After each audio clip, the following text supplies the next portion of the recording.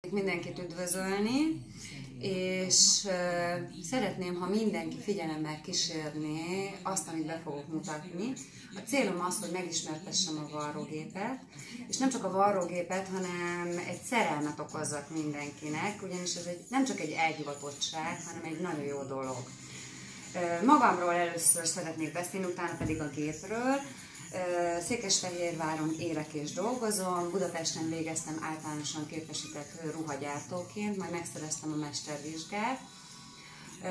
Manyinak ismer mindenki, és a kamera túlfelén barátnőm segítségével fogom ezeket a felvételeket, ha minden jól megy 2 hetente feltölteni. És akkor először is a gépről. Ezt a gépet szeretném először bemutatni, ez egy Brother J17 SS gép, ami igazából értékarányos fémalkatrészes. Nagyon fontos, hogy aki elkezd varni, nem műanyag alkatrészes varrógépet vegyen, mert azt kopik, ki kell cserélni. Nagyon sok gyerek járt hozzám nyáron, és arra a következtetésre jutottam, hogy 9 éves gyerek fél óra után tud varni. Nem hiszek abba, hogy szerkeszteni kéne először megtanulni, hiszen az elveszi a kedvet mind a gyerektől, mind a felnőttől, hanem először meg kéne tanulni az alapokat, és utána lehet tovább haladni. Most majd a barátnőm ide fog jönni, hogy lássa mindenki. Tehát ez egy varrógép, mindenkinek szerintem már van otthon, akit egy kicsikét is érdekelt vagy örökölt.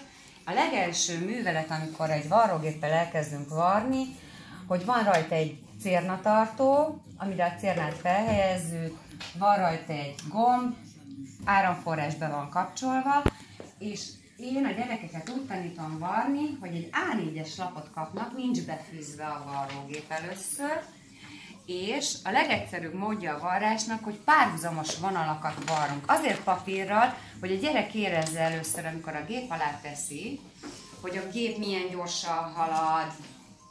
Tehát meg kell tanulni azt, hogy érezze, hogy a gép mire képes.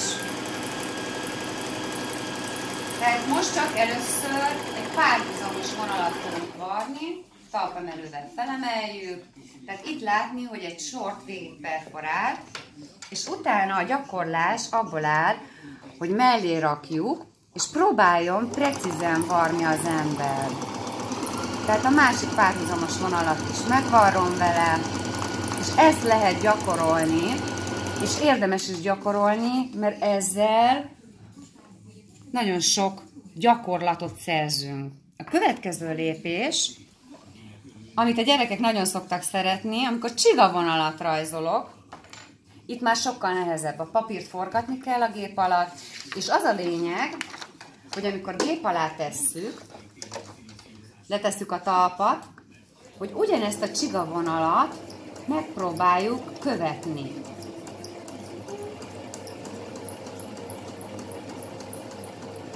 Ezt nagyon szokták élvezni. Van, amikor mellé is varnak, de én úgy gondolom, hogy minden kezdet nehéz, de aki eljut erre a szintre, utána majd lehet folytatni. Nagyon sok meglepetéssel is fogok készülni azoknak, akik követik majd ezeket a kis blogokat, ugyanis lesz meglepetés, de az maradjon egyelőre titok. Fogunk kreatívoskodni, alkotni, tehát nem csak abból áll, hogy javítunk és ruhát készítünk. Tehát itt látszik, hogy egy az egybe a csigavonalat átperforáltam. Tehát ezek az alapok. Ezt érdemes gyakorolni, utána érdemes a varrógéppel ismerkedni. Én azt szoktam mondani a lányoknak, mert lányok jönnek hozzám, hogy próbálják állítgatni, hogy sűrű öltés, nem sűrű öltés, 1 centiben hány öltés van, és utána jöhet a következő fázis, ami már izgalmasabb, mert a befűzése egyszerű. Először a cérnát átvezetjük, és mielőtt még befűzzük, ugye orsózni is kell. Tehát rárakjuk az orsót, rátekerjük, és automatikusan a gép érzékeli, és elkezd orsózni.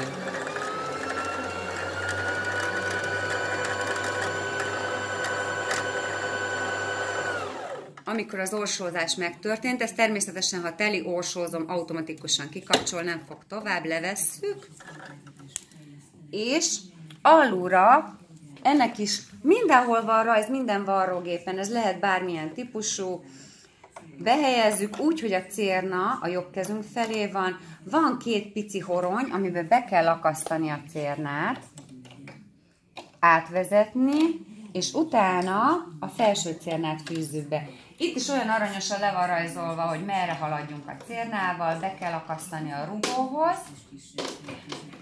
utána levezetjük, és utána a tűbe befűzzük.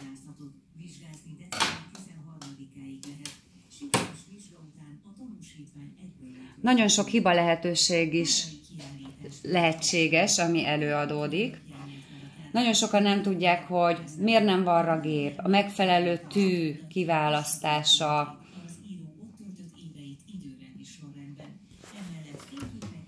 Most ehhez hozok szemüveget.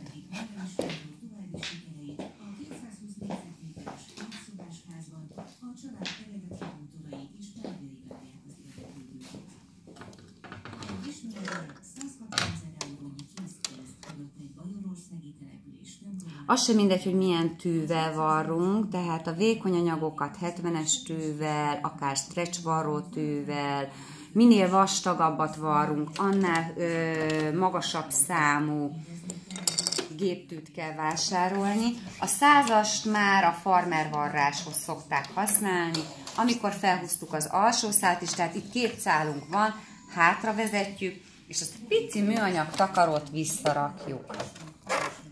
És utána megint azt szoktam mondani, hogy megint varrunk, de még mindig papírt, ugyanis a papírvarrással nagyon jól el lehet sajátítani a dolgokat, és megint varrunk vele, és utána már lehet gyakorolni az oda-vissza varrást is, ugyanis ez az elerősítése a varrásnak. A talpat felemelem, mindig hátrafelé húzom ki az anyagot, és utána elvágom a cérnát. Ugyanúgy hátrafelé mennek a cérnák, és megint egy párhuzamost varrunk. Ugyanezt lehet gyakorolni szintén csigával is. Megint elerősítek, és kiveszem a gép alól. Én úgy gondolom, hogy ízelítőnek ez az első alkalom, gyakorlásnak, 2 hét emésztésnek, gondolatébresztésnek nagyon jó lenne, és 2 hét múlva pedig már konkrét tárgyakat szeretnék mutatni, szegéseket, és lehet, hogy még akár egy másik varrógépet is bemutatok. Köszönöm szépen!